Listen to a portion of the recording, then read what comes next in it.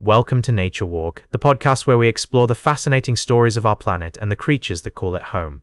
I'm your host, David, and I'm excited to share with you a tale of adventure, mystery, and the intricate web of life.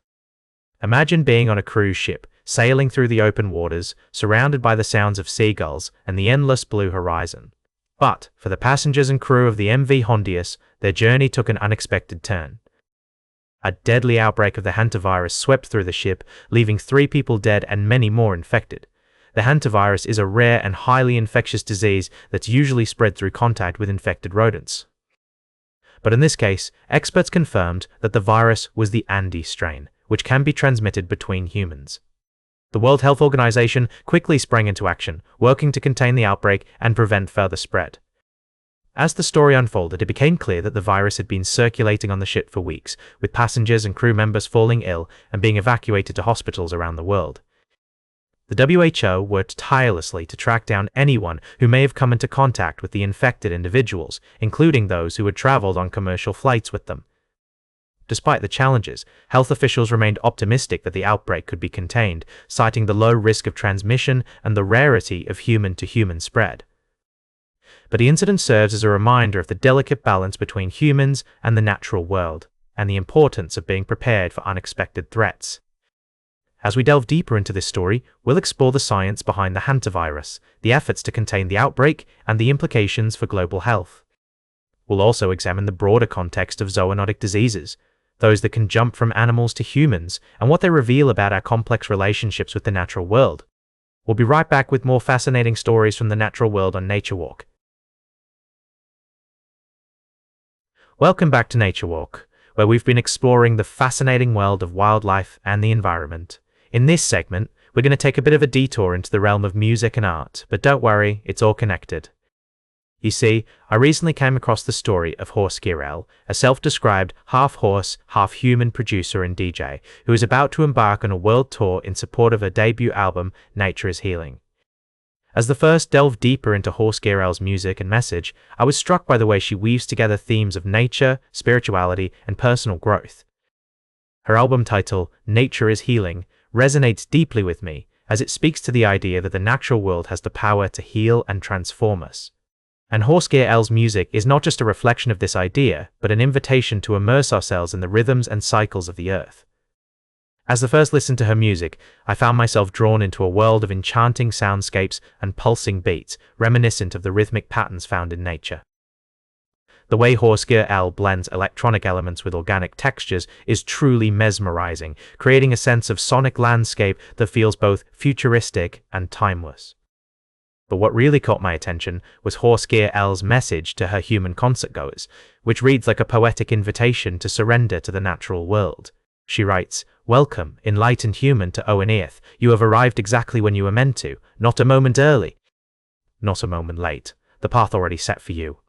These words speak to the idea that we are all part of a larger web of life, connected to the land, the elements, and each other. As Horst Gierel embarks on her tour, she'll be joined by a range of talented artists, including Robin, Dylan Brady, and Ren G. And as I look at the list of tour dates, I'm reminded of the power of music to bring people together, to create community and connection in a world that often feels fragmented and disconnected.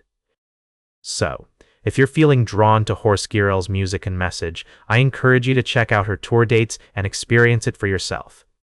And even if you can't make it to one of her shows, I hope you'll take a moment to listen to her music and let the rhythms of the earth guide you into a deeper sense of connection and wonder. Welcome back to Nature Walk. I'm your host, David. As we conclude our journey through the natural world today, I want to take you to a place that's not only breathtakingly beautiful, but also vitally important for our planet's health, the Amazon rainforest. This lush expanse of greenery is often referred to as the lungs of the Earth, producing about 20% of the oxygen we breathe and serving as the world's largest carbon sink. However, this precious ecosystem is facing a grave threat, one that could have far-reaching consequences for our climate and biodiversity. Recent research has sounded the alarm, suggesting that the Amazon could be on the brink of a catastrophic tipping point. If deforestation continues at current rates, the rainforest might suffer widespread dieback as early as 2031, even if global warming is limited to 1.5 degrees C above pre-industrial levels. This is particularly concerning because the world has already warmed by about 1.3 dC to 1.4 dC and could hit the 1.5 dC mark by the end of this decade. The process behind this potential collapse is complex, but essentially boils down to a vicious cycle. Deforestation reduces the rainforest's ability to recycle atmospheric moisture, leading to droughts in other areas, which in turn makes those regions more susceptible to wildfires and further deforestation. This domino effect could result in up to 77% of the Amazon biome transforming into grassland, savanna, or scrubby forest, releasing enormous amounts of carbon into the atmosphere and destroying the world's biggest store of terrestrial biodiversity. While there are efforts underway to halt deforestation, with Brazil's president Luiz Inácio Lula da Silva pledging to stop Amazon deforestation by 2030, the challenge is daunting. The past couple of years have seen significant forest loss, partly due to wildfires that are becoming more frequent and severe as the rainforest becomes hotter and drier. The implications of the Amazon reaching this tipping point are stark.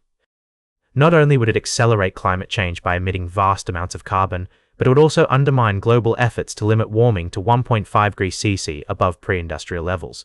Moreover, the loss of biodiversity would be irreparable, affecting countless species that call the Amazon home.